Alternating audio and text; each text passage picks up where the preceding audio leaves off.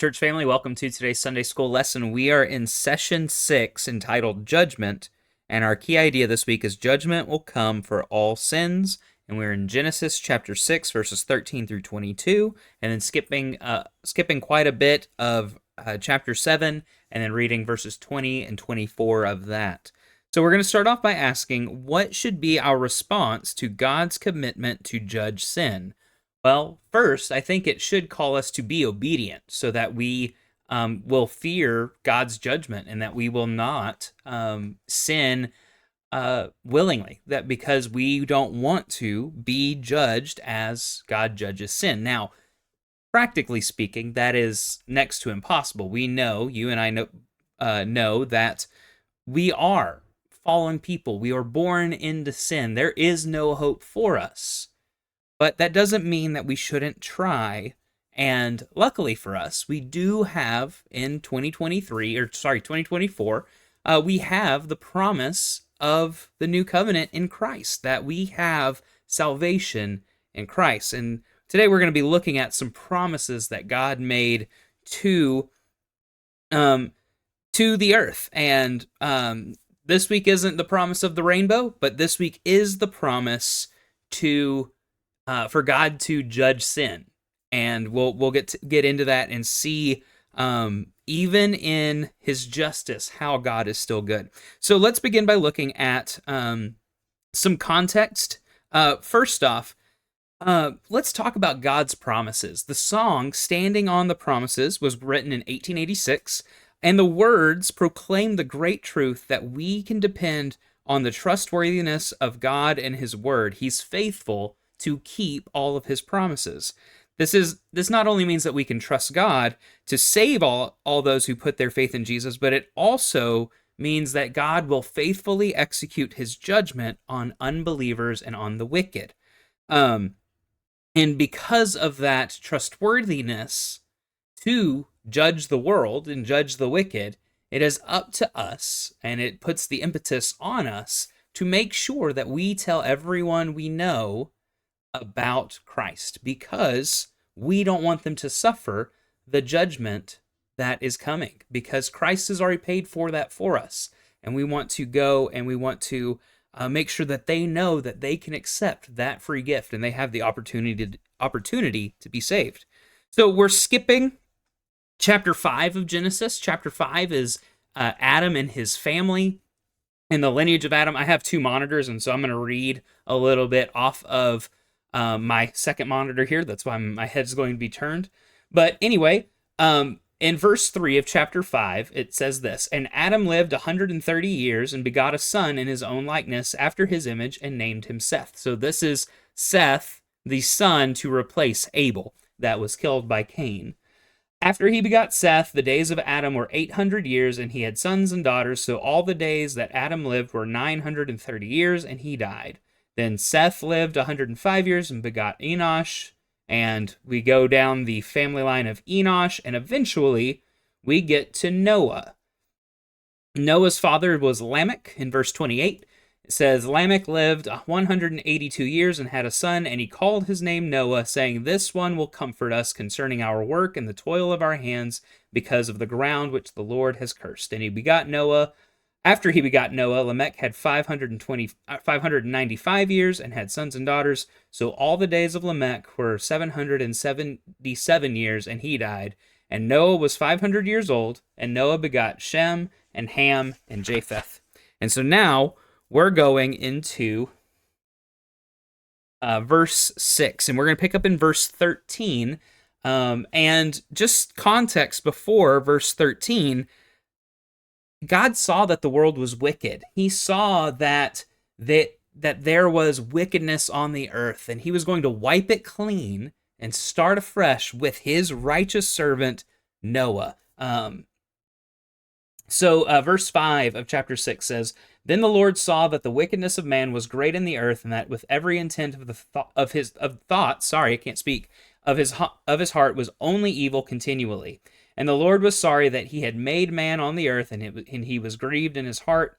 So the Lord said, I will destroy man, whom I have created from the face of the earth, both man and beast, creeping things and birds of the air, for I am sorry that I have made them. but Noah found grace in the eyes of the Lord.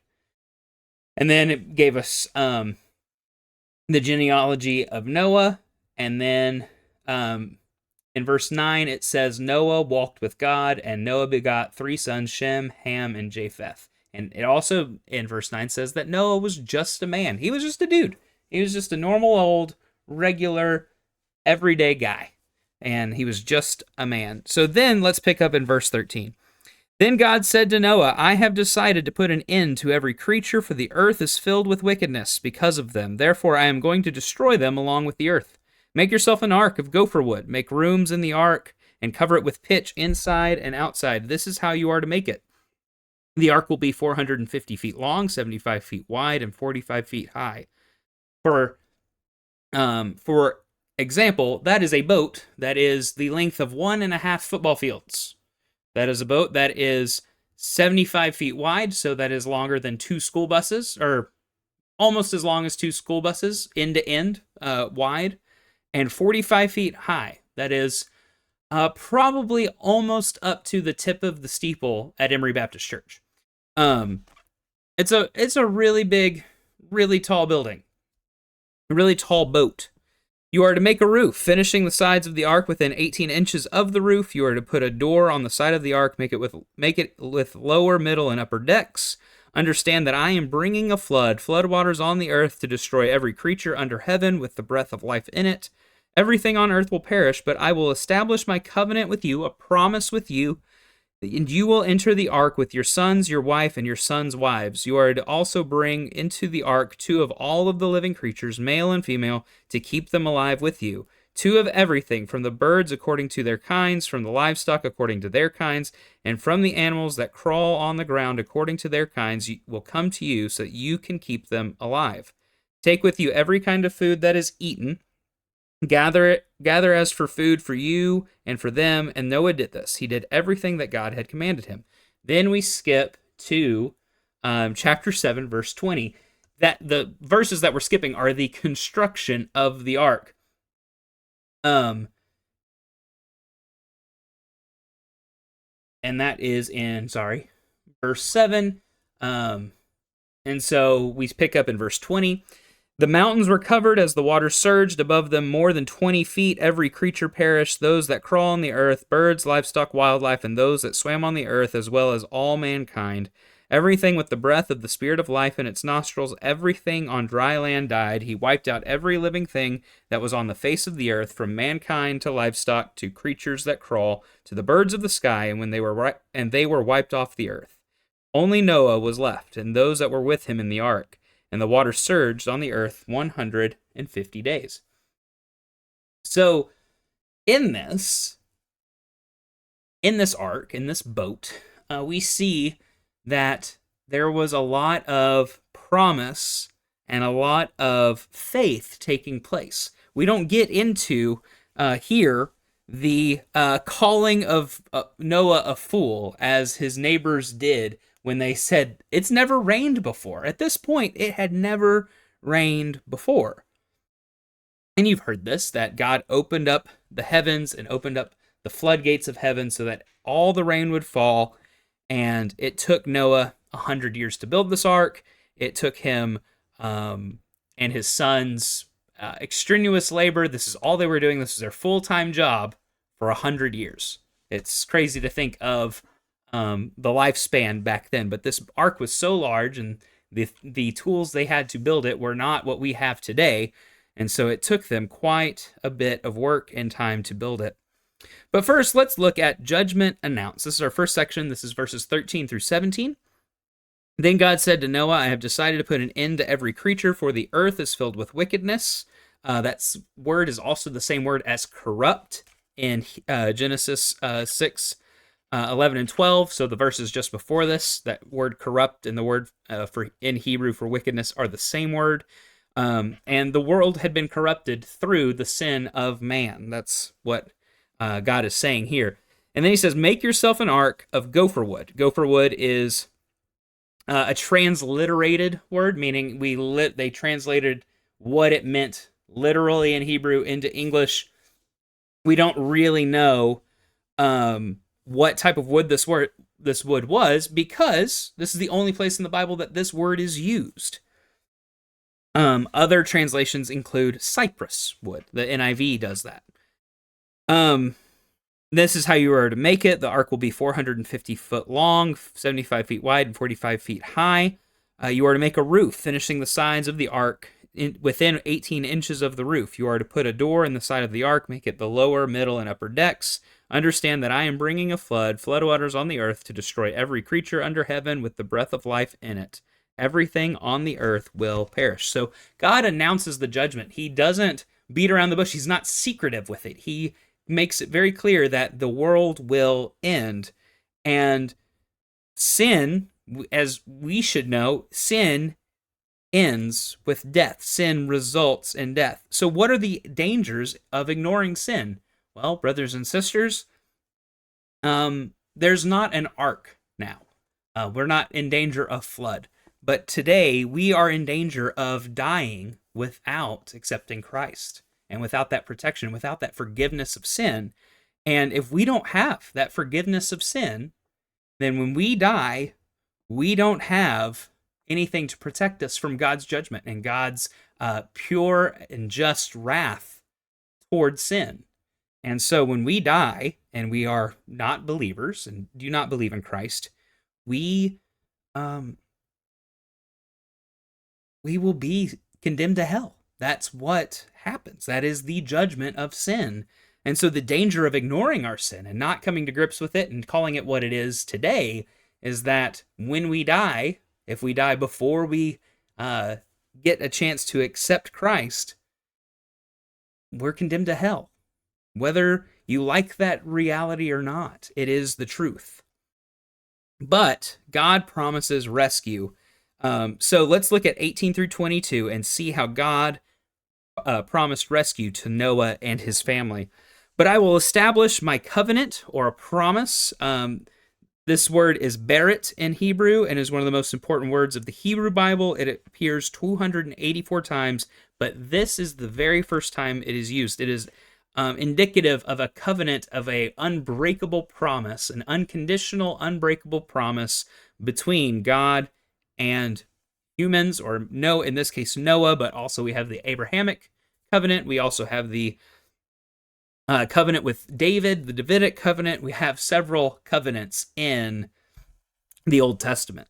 But I will establish my covenant with you, and you will enter the ark with your sons, your wife, and your sons' wives. You are also to bring into the ark 2 of all of the living creatures, male and female, to keep alive with you. 2 of everything, from the birds according to their kinds, from the livestock according to their kinds, and from the animals that crawl on the ground according to their kinds, will come to you so that you can keep them alive.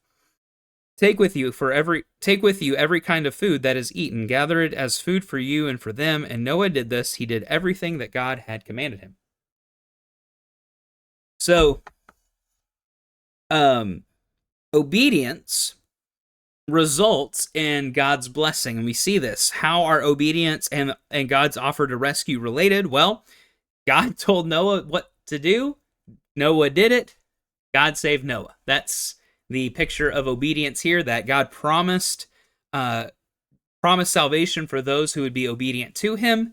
And when we are obedient to him, he promises salvation for us as well. And so how does God's promise to Noah encourage us to respond in obedience to him? Well, if he's faithful to Noah to protect him from the flood, the literal worst tragedy, physical catastrophe that has ever struck the earth. It's worse than any typhoon, any hurricane, any earthquake, any volcanic eruption that has happened. Natural disaster is the word I was looking for. I said physical catastrophe, natural disaster. Anything that has ever happened since then has never been as bad as the flood. That's how bad this was. And God's promise to Noah, because it was such a bad natural disaster, it's encouraging to us that if God can save Noah from literally the worst natural disaster ever to occur, he can also save us from our sin. And so we should respond with obedience instead of with disobedience or with ignorance. And so we should take this as an encouragement that if God can save us, save Noah, God can save us through Jesus Christ, even more so. So then God does follow through with his judgment. He doesn't beat around the bush. He doesn't delay it. He doesn't stay his hand. He does just as he said. He is faithful to do what he said, and he does that here in verse 20. The mountains were covered as the water surged above them more than 20 feet. Every creature perished, those that crawl on the earth, birds, livestock, wildlife, and those that swarm on the earth, as well as the mankind. Everything with the breath of the Spirit of life in its nostrils, everything on dry land died. He wiped out every living thing that was on the face of the earth, from mankind to livestock to creatures that crawl to the birds of the sky, and they were wiped off the earth. Only Noah was left and those that were with him in the ark, and the water surged on the earth 150 days. So God destroyed everything, everyone, all of the animals that were not fish, essentially, died. And even the fish in the sea that are saltwater fish, those would have died as well, because saltwater and freshwater do not mix, or they don't mix well. And if the salinity is not right for freshwater fish, and the oceans became freshwater for a while, well then those fish would have died as well. So creation had ended, and Noah had set out to rescue the things that God had protected, and that was two of every kind of livestock or animal, and his family and his sons' families. So why do some people doubt that God will judge his creation? A lot of people think that God was some kind of supernatural clockmaker, that he built this thing, got it well tuned, got it well oiled, and everything was going to run smoothly and just tick along. And then, just like a watchmaker, just like a clockmaker, he either sets it aside or sells it, and he doesn't interfere with the ticking of the clock. He just watches it. He is the watchmaker. He's not the one who is getting it to run. It's the perfect clock. It runs on its own forever. That's not the case. God is actively involved in creation. He's actively involved in the everyday life of every living being on earth. And because of that, because he is, when things don't go awry, when things don't go the way he had planned, and he regrets creating mankind, as he says in chapter 6, then he has the right, has the privilege, has the responsibility to set it right. And so he did that with the flood.